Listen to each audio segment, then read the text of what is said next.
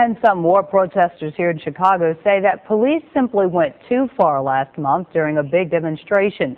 Hundreds were arrested and some were even dragged away and beaten. And now they're taking the city and police department to court. ABC 7's Andy Shaw joins us live with details on their lawsuit today. Andy? Cheryl, Chicago police, according to this lawsuit filed in federal court behind me this afternoon, literally and figuratively trampled on the civil rights of several hundred anti-war demonstrators who took part in that giant march that shut down key sections of downtown 3 weeks ago after the bombing of Iraq began. The anti-war activists claim that the police were caught so totally off guard by that protest that their behavior, the police behavior, was actually worse than the demonstrators.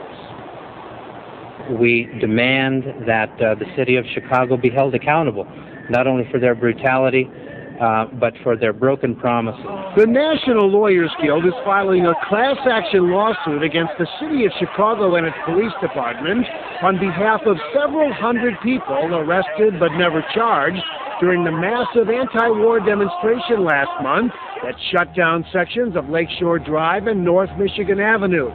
The lawsuit accuses the cops of physically abusing protesters, confiscating their personal belongings, and refusing to provide individuals who got sick or injured with medical treatment while they were being detained for up to 36 hours. We had property destroyed by the Chicago Police Department, as well as property stolen by the Chicago Police Department.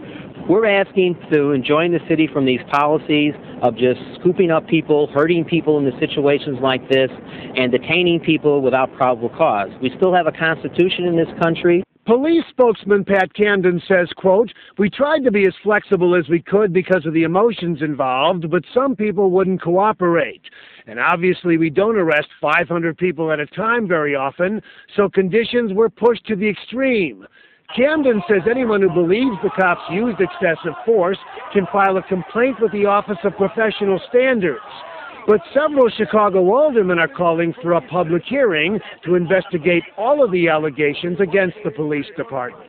One of the biggest questions in my mind is a lot of individuals who were arrested weren't ever told that they were violating the law. They were just following the procession. And at no point did anybody say the continuation of this is going to cause your arrest. Mayor Daley hasn't weighed in on the idea of a public hearing yet, but his spokesman, Jacqueline Hurd, points out that with 10,000 demonstrators that night, it's remarkable that no one was hurt seriously.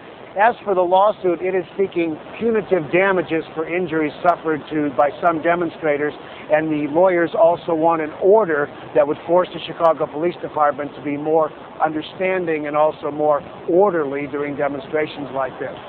Live outside the federal building at 219 South Dearborn, I'm Andy Shaw, ABC 7 News. Ron, back to you. All right, thanks, Andy.